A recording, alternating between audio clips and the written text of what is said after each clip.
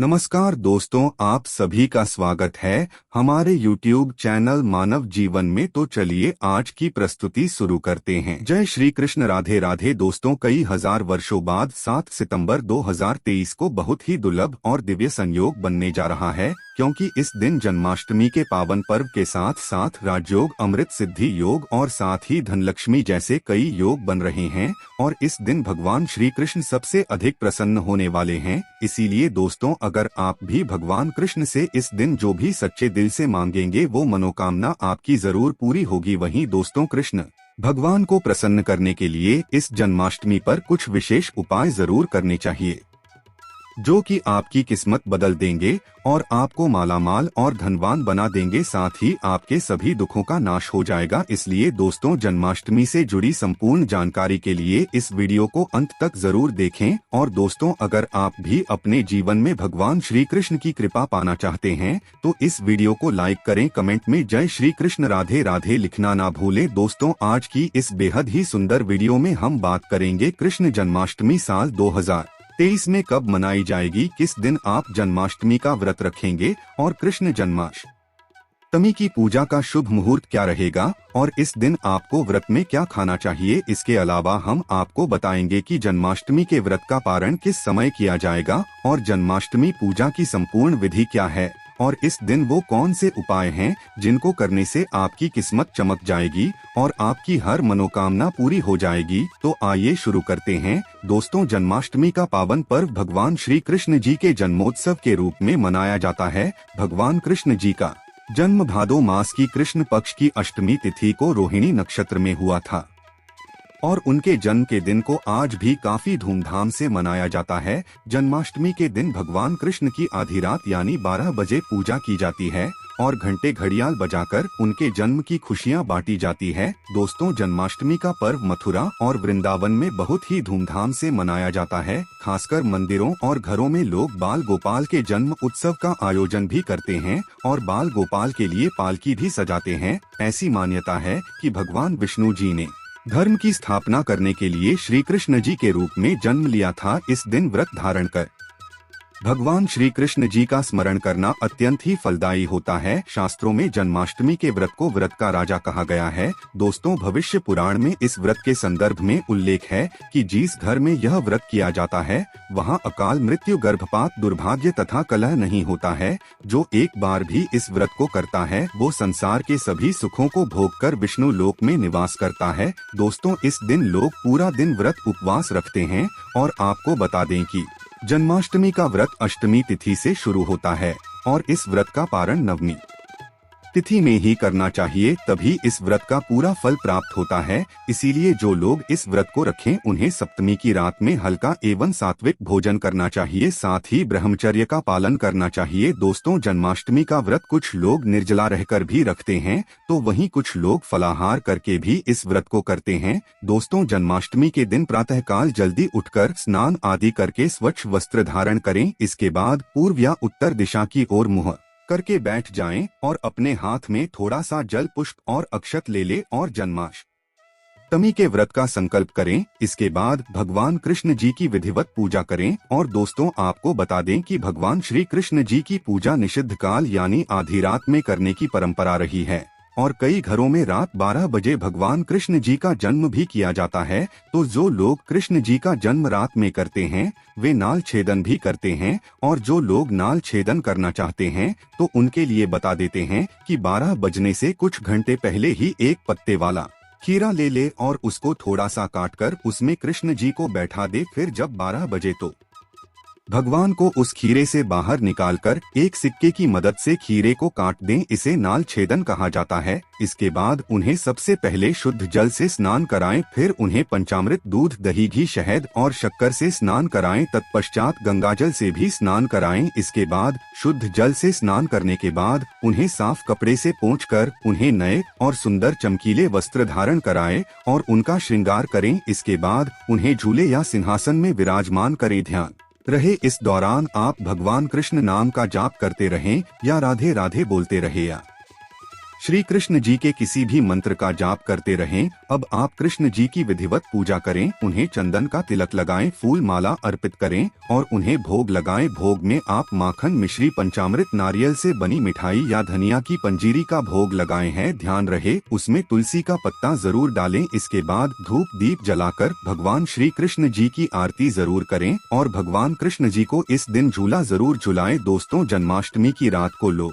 रात्रि जागरण करके भजन, कीर्तन एवं शोभा आदि भी गाते हैं। इससे आपको शुभ फल की प्राप्ति होती है। आपको बता दें कि कुछ लोग रात्रि की पूजा के बाद ही अपने व्रत का पालन कर लेते हैं और कुछ लोग अगले दिन सूर्योदय के बाद अपने व्रत का पारण करते हैं। ध्यान रहे कि आप प्रसाद खाकर ही अपने व्रत का पारण करें। दोस्तों, जन्माष्टमी का व्रत लोग अलग अलग तरह से रखते हैं। कुछ लोग इन दिन निर्जला रखते हैं, यानी दिन में पानी नहीं पीते हैं। वहीं कुछ लोग दिन भर उपवास रखकर रात को फलाहार करते हैं, जबकि कुछ लोग दिन में 2 बार फलाहार करते हैं। दोस्तों, इस दिन व्रत में आप रसीले फल का सेवन कर सकते हैं या आपके शरीर में पानी की कमी नहीं होने देंगे। तरबूज, खरबूजा, ककड़ी जैसे अधिक पानी वाले फल ले सकते हैं। अमरूद, केला और सेब भी खा सकते हैं और आप दही की लस्सी व्रत की शुरुआत से पहले पी सकते हैं। लस्सी पीने से आपको ज्यादा प्यास नहीं लगेगी। दोस्तों, जन्माष्टमी पर रात को व्रत खोलते वक्त लोग कुट्टू के आटे के व्यंजन और साबूदाने की खिचड़ी खाते हैं।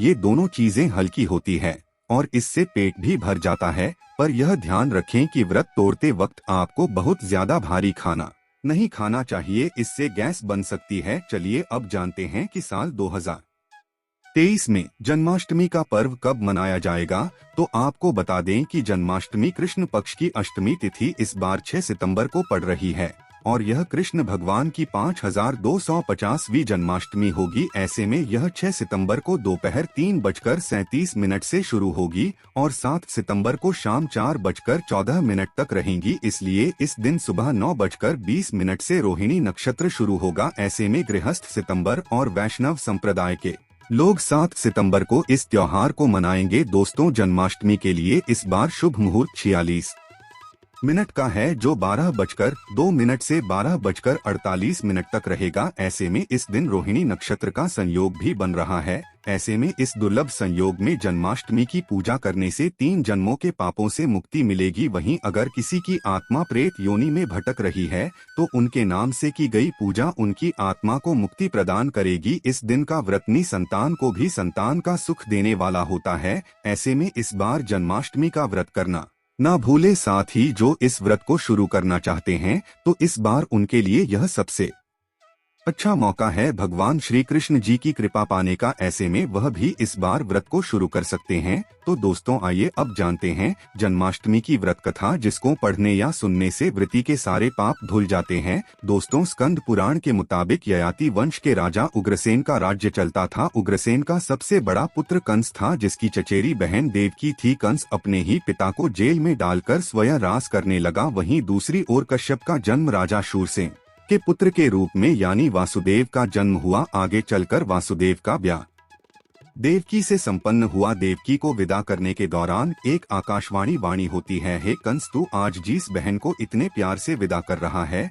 कल उसी का 8वां पुत्र तुम्हारी मौत का कारण बनेगा। ऐसा सुनते ही देवकी को मारने के लिए हावी हो गया, पर सैनिकों और वासुदेव के वचन ने ऐसा होने से बचा लिया। वासुदेव सत्यवादी थे। इन्होंने कंस को वचन दिया कि वो अपना 8वां पुत्र सौंप देंगे। वासुदेव जी की बात मानते हुए कंस ने उन दोनों को बंदी बनाने का निर्णय लिया और उनके पास पहरेदार लगा दिए। इसके बाद देवकी के सारे संतानों को मारने का रण कर लिया। निश्चय अनुसार देवकी के 7 संतान द्वारा मारे गए। इसके बाद देवकी के 8वें पुत्र का जन्म हुआ। भाद्रपद माह के कृष्ण पक्ष की अष्टमी तिथि को रोहिणी नक्षत्र के दौरान मध्यरात्रि में भगवान श्री कृष्ण का जन्म हुआ था। बालक के जन्म लेते ही जेल की कोठरी प्रकाशमय हो गई। साथ ही एक आकाशवाणी सुनाई दी कि तुम बालक को गोकुल में रह रहे नंद बाबा के यहाँ छोड़ आओ, वहाँ एक कन्या का जन्म हुआ है, उसे तुम यहाँ ले आओ। ऐसा सुनते ही वासुदेव की हथकड़ियां खुल गई। वे तुरंत एक टोकरी में श्री कृष्ण को रखकर इसे माथे पर लादे। गोकुल की ओर निकल पड़े। रास्ते में यमुना नदी बालकृष्ण के चरणों को स्पर्श करने के लिए उफान पर आ गई। फिर चरण स्पर्श करते ही वो पुनः शांत पड़ गई। इस प्रकार वासुदेव ने अपने पुत्र को यशोदा मैया के बगल में सुलाकर वहां से कन्या लेकर वापस कारागार लौट आए। जेल के दरवाजे अपने आप बंद हो गई। उनके हाथों में फिर से हथकड़ी लग गई। सारे पहरेदार भी उठ गए और कन्या के रोने की आवाजें आने लगी। सूचना मिलते ही कंस ने कारागार से कन्या को लाया और उसे मारने की कोशिश की, लेकिन वह आकाश में उड़ गई और बोली, अरे मूर्ख, मुझे मारने से क्या होगा, तुझे मारने वाला पैदा हो चुका है। इसके बाद उसने कृष्ण का पता लगाकर उसे मारने का खूब प्रयास किया। कई दैत्य राक्षस भेजे, लेकिन कृष्णा को कोई मर न सका। अंततः श्री कृष्ण ने कंस का वध किया और उग्रसेन को पुनः राजा बना दिया। इस प्रकार कृष्ण जन्माष्टमी के व्रत कथा पूरी हुई। ऐसी मान्यता है कि जन्माष्टमी के दिन कहानी को पढ़ने या सुनने से वृद्धि के सारे पाप धुल जाते हैं, जीवन के हर समस्याओं का समाधान मिलता है, साथ ही भगवान का आशीर्वाद सदैव बना रहता है। तो आइए दोस्तों, आप जानते हैं जन्माष्टमी के दिन कौन से उपाय करने से आपकी किस्मत चमक जाएगी और आपके सभी दुखों का नाश हो जाएगा। सबसे पहला उपाय आपके अटके कार्यों में गति लाएगा। दोस्तों, कृष्ण जन्माष्टमी के दिन सुबह स्नान व ध्यान आदि करने के बाद घर के बाल गोपाल को नई पोशाक पहनाइए, भोग लगाएं और गोपी चंदन से श्रृंगार करें। उसके बाद पास के राधा कृष्ण मंदिर में जाकर वैजयंती फूलों की माला अर्पित करें। अगर वैजयंती फूल न मिले तो पीले फूलों की माला भी अर्पित कर सकते हैं। ऐसा करने से भगवान कृष्ण का आशीर्वाद मिलेगा और अटके कार्यों में गति आएगी। दूसरा उपाय, और इस उपाय से आपका भाग्य मजबूत होगा। दोस्तों, जन्माष्टमी के दिन बाल गोपाल को केसर, मेवा, मिश्री, साबूदाने या खीर का तुलसी दल डालकर भोग लगाएं, लेकिन ध्यान रखें कि खीर में चीन की जगह मिश्री की डली डालें। साथ ही सफेद मिठाई अर्पित करें। ऐसा करने से कान्हा की कृपा मिलती है और भाग्य भी मजबूत होता है। तीसरा उपाय से आपके घर में धन धान्य की कमी नहीं होगी। दोस्तों, सुख समृद्धि के लिए जन्माष्टमी के दिन बाल गोपाल को पूजा करते समय एक पान का पत्ता भी अर्पित करें थे। पत्ते पर सिंदूर से श्री लिखें और फिर उसको पूजा करने के बाद जहां पैसा रखते हो वहां रख दे। ऐसा करने से घर में धन धान्य की कमी नहीं होती और धन संबंधित समस्या दूर होती है। इस उपाय से मिलेगा शुभ समाचार। दोस्तों, निसंतान दंपत्ति जन्माष्टमी के दिन गाय और उसके बछड़े की सेवा करें और आशीर्वाद लें। इसके साथ ही गाय और उसके बछड़े की मूर्ति भी लेकर आए और बाल गोपाल के पास मूर्ति को रखकर उनकी भी पूजा करें। ऐसा करने से भगवान कृष्ण की कृपा से जल्द शुभ समाचार सुनने को मिलता है। इसके बाद गाय और बछड़े की मूर्ति को ईशान कोण में रखना आदर्श स्थान माना गया है। इस उपाय से आर्थिक तंगी होगी दूर कर।